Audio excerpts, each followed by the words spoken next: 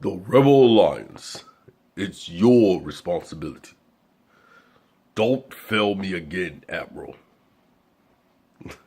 Lord Vader returns in Rogue One. Now, that's deceiving. But then again, it's not.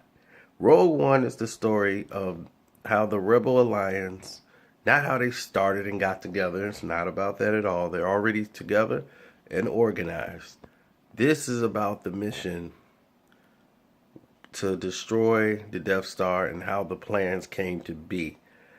And it's the continuation, well, it's the prequel as to why they were being chased in episode 4. And we saw them, as soon as the picture come on, they're being attacked and being chased by Darth Vader's his battleship. Now, started off, you know, I want to say there will be some spoiler points in this. I waited to do this review, even though I wanted to do it immediately after the movie was over, because you feel of adrenaline and emotion, but I wanted to let things die down so I can give you an honest review and give some people a chance to go see the movie anyway. But here's the review that I have on the film, where I could, now that I've had some sleep and got up, I can give you an honest review of this film. When they have dun, dun, dun, dun, dun, dun, it started off a long time ago. You think you're gonna hear dun, dun, dun, dun, dun, dun, dun, dun, dun. Forget that. There's no explanations. There's nothing. They just go right to the movie. Boom. You like, what? And you're like, is this gonna be a B version of Star Wars? That's what you start to wonder. So you're a little nervous going into this.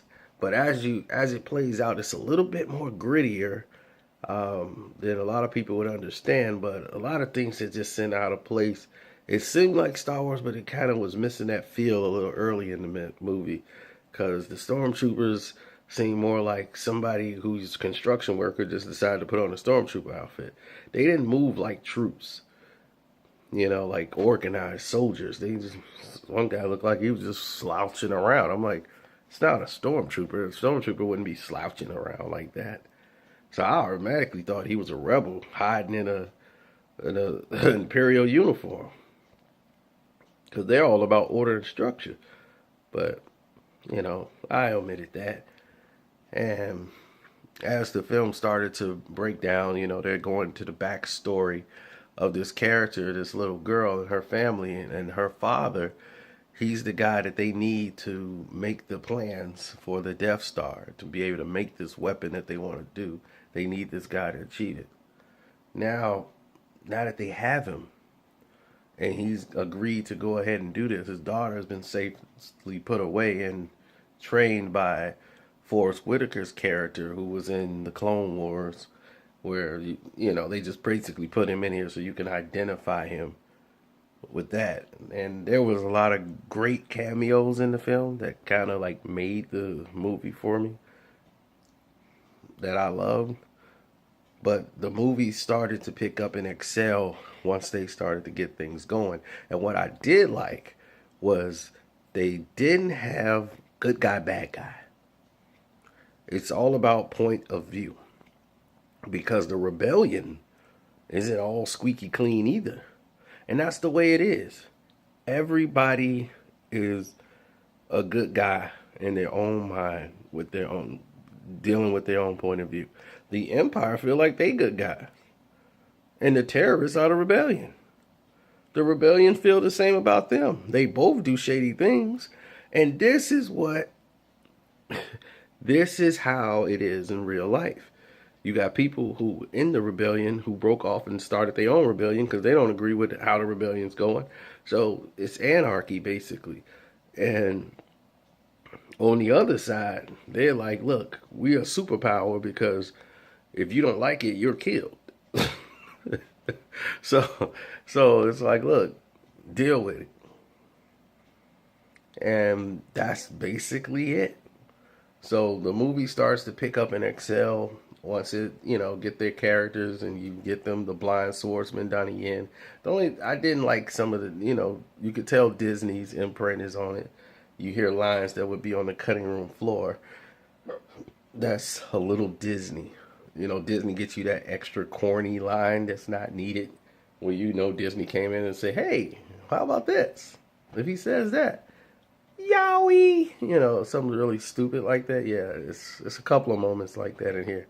Like they had to, like Disney was contracted that they must say these stupid things.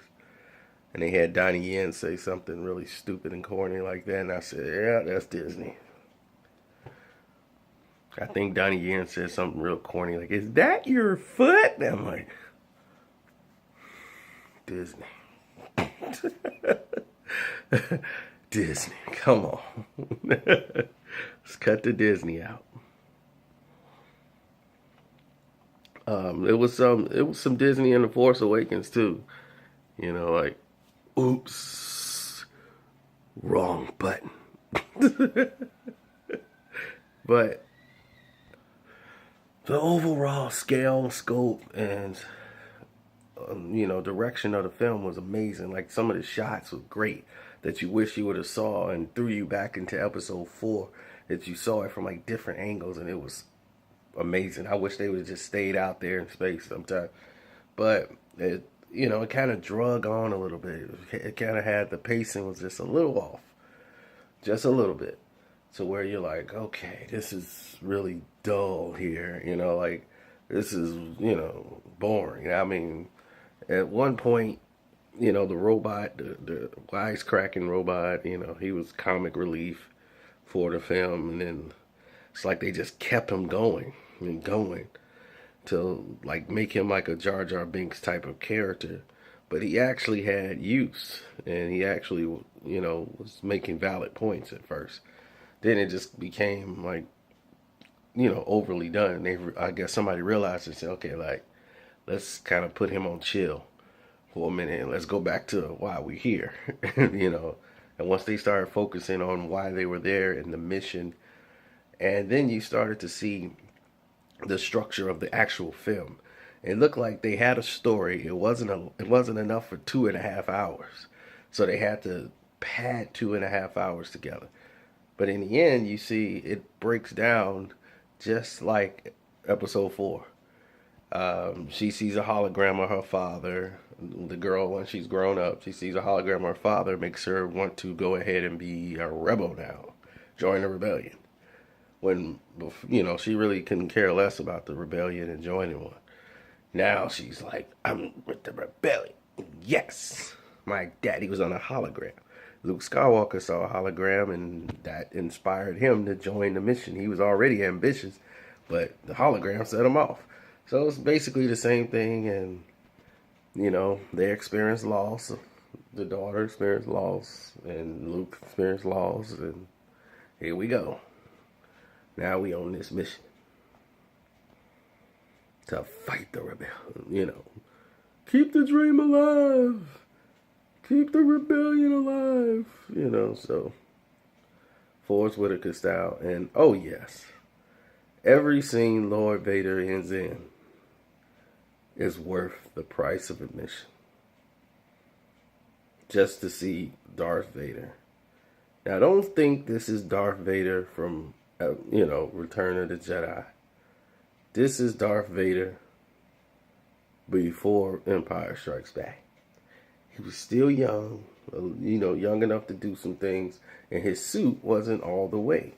So imagine his suit and how cheesy it looked in episode 4. That's how it looked in this one.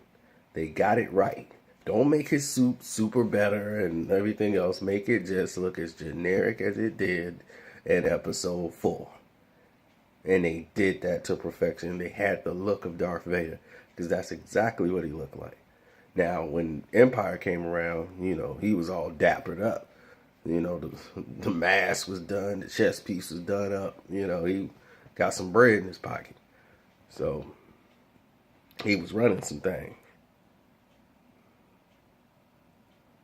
So now, with all of this going on, The ending was epic. It clearly set you up for episode 4. I want to watch episode 4 right now. That's how amped I was. I ran out of there looking for episode 4. I'm out. Oh, my review on it. Like, what did I rate it? I rated 3.5 stars out of 4. Oh, hell no. After the ending, 4 stars. What am I talking about? That ending right there, 4 stars. Sorry. I gotta go.